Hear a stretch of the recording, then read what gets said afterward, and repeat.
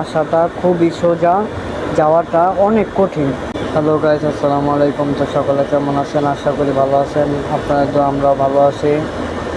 আর Saudi আরবে কেউ আইসেন না 2026 সালের মধ্যে, যদিও আসেন দেখে শুনে তারপর আসবেন, কারণ সৌদি আরবের অবস্থা খুবই খারাপ। অনেক নির্যাতন হইতেছে এখানে।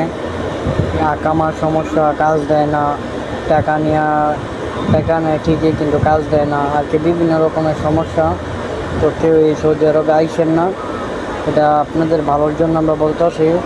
অনেক মানুষ অনেক ব্যাড কমেন্ট করবে, যে মনে করবে আমরা টাকা কামাইতেছি, আপনাদেরকে আমরা শুধু আর কি ফালতু কথা বলতেছি, কিন্তু আসলে সেটা না। আপনারা একটাবার যদি আসলে বুঝতে পারবেন যে আমরা কি ভালো বলছি না খারাপ বলছি, এটা একমাত্র আপনারাই বুঝবেন। অনেক বিপদে পড়বেন। এখন তো বর্তমানে কোনো কাজ কিছুই নেই, তারপরও আবার আপনি কোনো দালালে টাকা দেবেন, সেই টাকাও আপনার টাকা নিব ঠিকই, কিন্তু নেওয়ার কোনো কাজ কিচ্ছু দিবে না। না দিয়ে আপনি বলবে আজকে কালকে পরশু, এটি বলতে বলতে আপনি একদিন ধৈর্য হারা হয়ে যাবেন।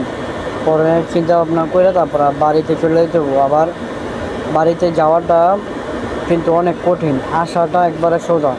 এটা কিন্তু ভালো করে জানেন যে আসাটা খুবই সোজা, যাওয়াটা অনেক কঠিন। তো সবাই দেখে শুনে আসবেন, আর সবাই ভিডিওটা শেয়ার করে দিবেন, অন্যজনকে দেখার সুযোগ করে দিবেন। আসসালামু আলাইকুম।